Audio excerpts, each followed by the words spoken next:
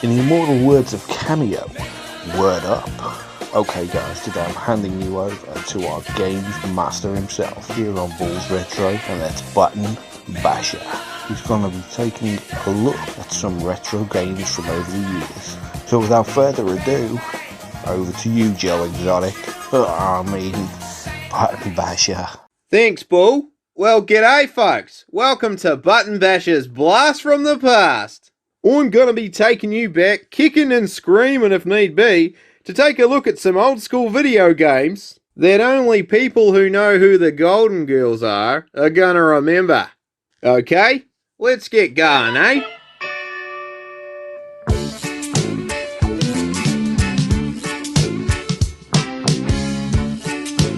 We're gonna start off with one of my personal faves, and that's Earthworm Gym. Earthworm Gym was released in 1994. And I tell ya, I blasted it for a good week back when I was off school with scabies. The game is known to the nerds as a run and gun platformer. But fuck 'em, call it whatever you want. The plot of the game is run-of-the-mill Jim, the worm, acquires a super suit that allows the little bugger to kick some serious ass.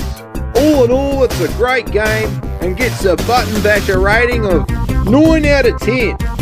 Only because that little Buttville is a real pain in the ass. Okay, on to the next game. Streets of Rage 2, which is obviously a follow-up to Streets of Rage 1. The game was unleashed to the world in 1992, and although I may have been a knee-high grasshopper, I could still yank Mr. X's balls off within 48 minutes.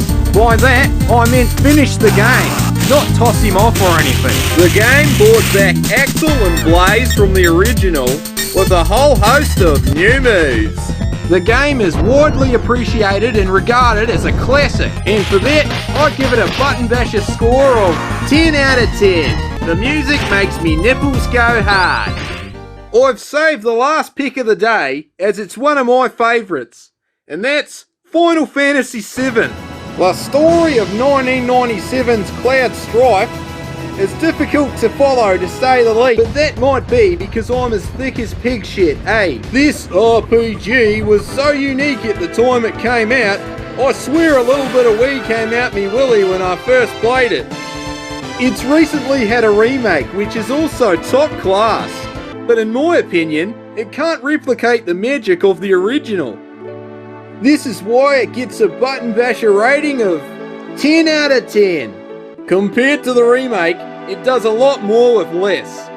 And that's why the original Final Fantasy VII will always stand the test of time. Okay folks, you've been fantastico. And I'm glad you joined me for the first episode of Button Basher's Blast from the Past. Apple catch you soon, you guys. Button Basher, over and in.